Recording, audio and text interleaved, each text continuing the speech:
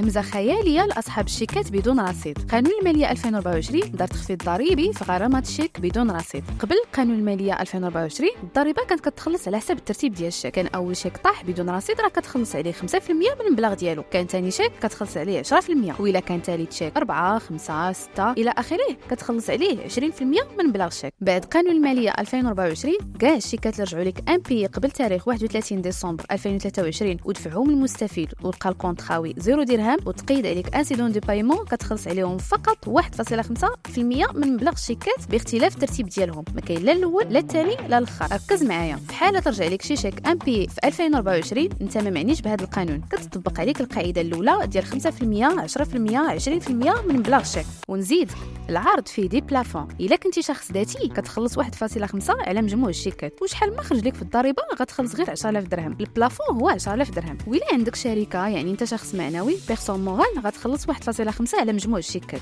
وشحال ما خرج لك في الضريبه غتخلص غير 50000 درهم. يعني البلافون هو 50000 درهم. نعطيك مثال، رجعوا لك 3 ديال الشيكات ام بي في 2023. الشيك الاول فيه 20000 درهم، الشيك الثاني رجع لك 50000 درهم، والشيك الثالث رجع لك ب 80000 درهم. قبل قانون الماليه كنتي غتخلص 1000 درهم على الشيك الاول، و5000 درهم على الشيك الثاني، و16000 درهم على الشيك الثالث. باستعمال القاعده ديال 5% 10% 20% هو 22000 درهم.